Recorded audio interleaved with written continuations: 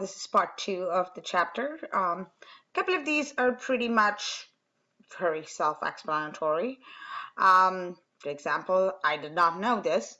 The Americans spent $104 billion annually on wildlife-related recreation versus $81 billion spent on automobiles. We spend more money to see wild animals than on our cars. Okay, that's an interesting fact. Something very important here, one of the important things that we have to talk about is ecotourism. Is this part, ecotourism? The next slide that I put together is not in your textbook, but you are going to have to know this. Ecotourism is very important for certain countries, especially like Madagascar, Gabon. These are the two. Let me write the spelling of that place down. Madagascar, you guys know the spelling for. Gabon is another place that basically sustains their economy is not entirely, that's stupid, is sustained to a great extent based on ecotourism. So we're going to look at a couple of things that's very important for something. Oh, what happened? For ecotourism, I think I put the slide after this. Now, I'm going to come back to this slide. Okay, there you go.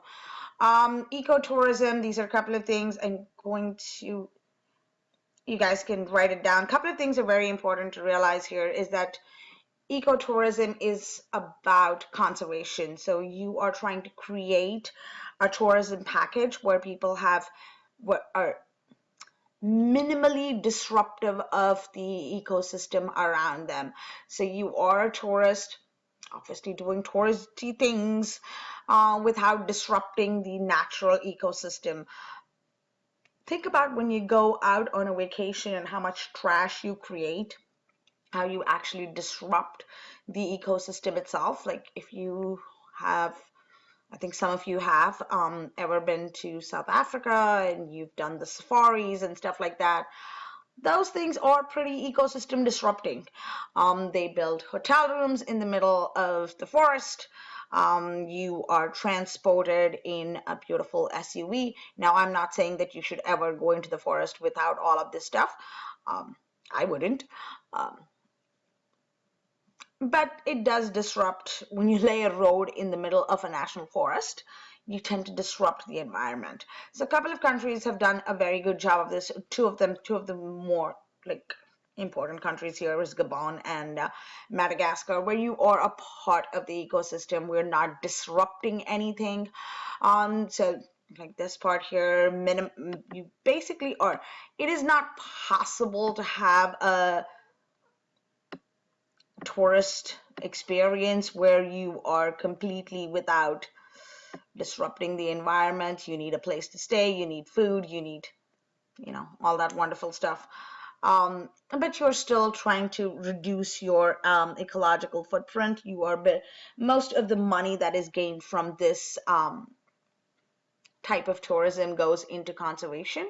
There is a direct financial benefit to conservation itself.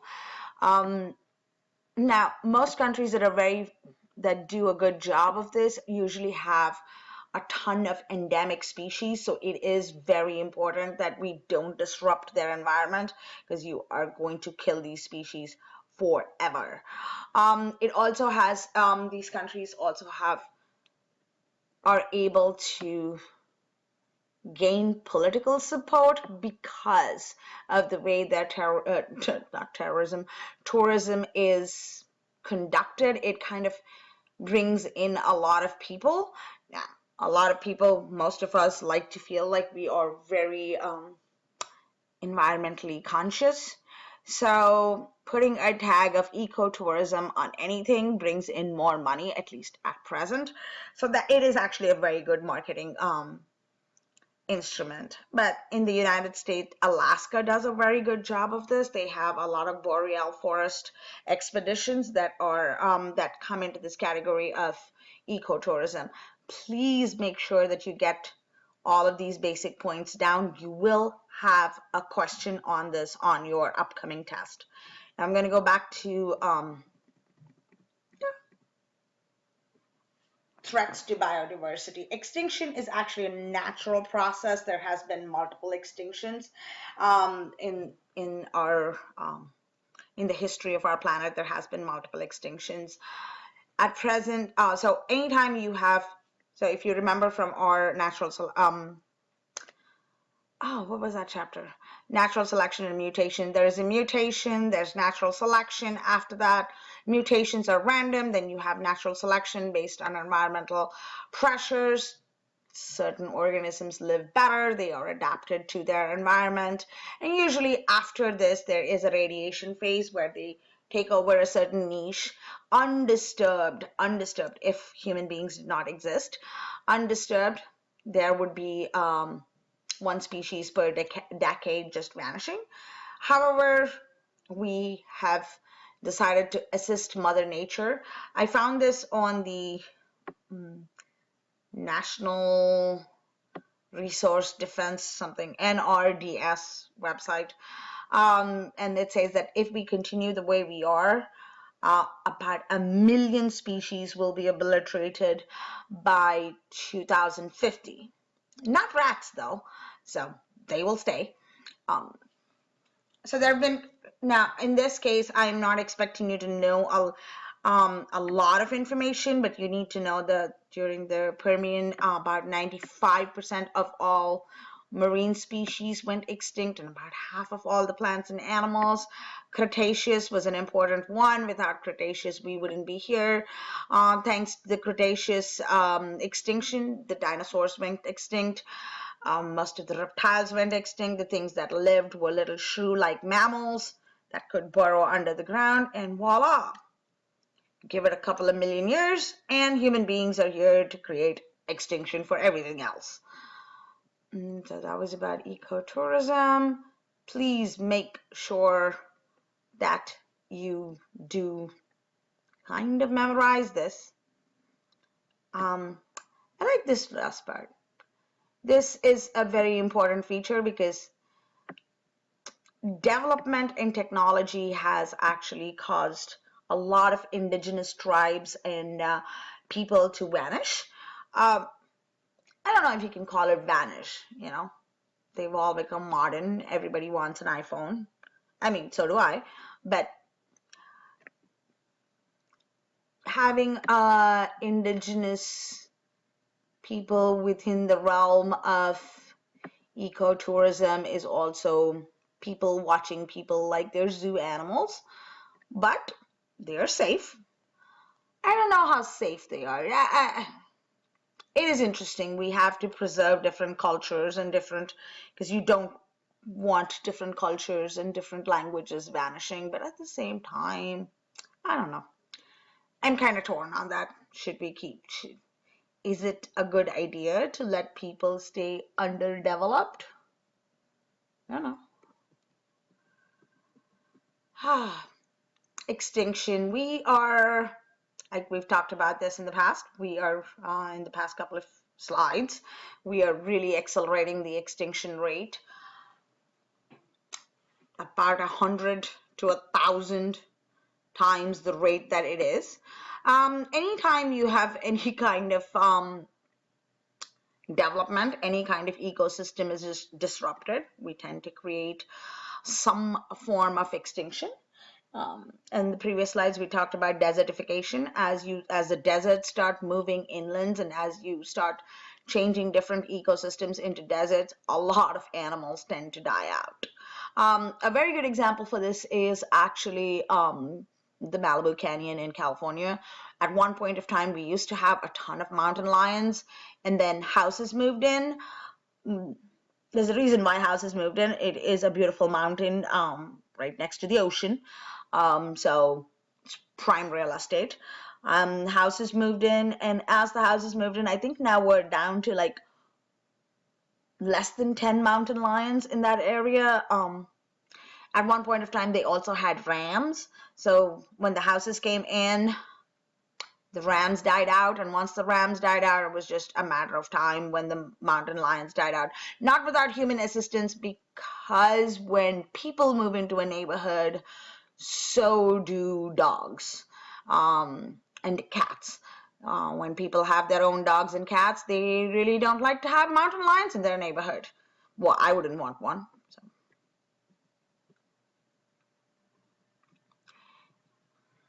So. One of the biggest, you really need to know this word, hippo.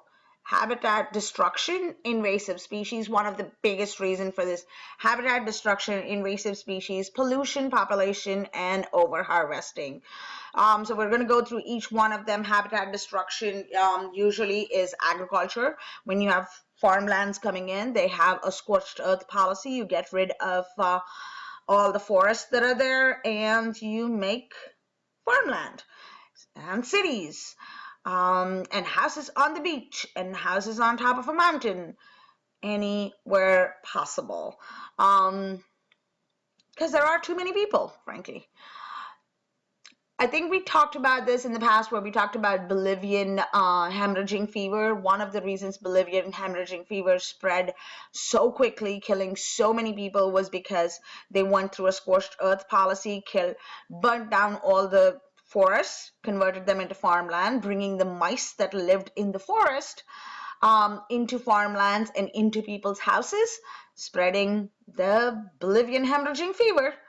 We also tend to put in roadways, which we need. I mean, these are things that, as a human population, we need these things. We need houses, we need roads, we need schools, we need parks. I don't know if you really need parks, but we need all of these things. You need multi-story buildings for office buildings. We need mining. We need to mine for different materials. Our computers don't work on goodwill and air. We need to mine for silica to go in there. We need mine for germanium to go in there.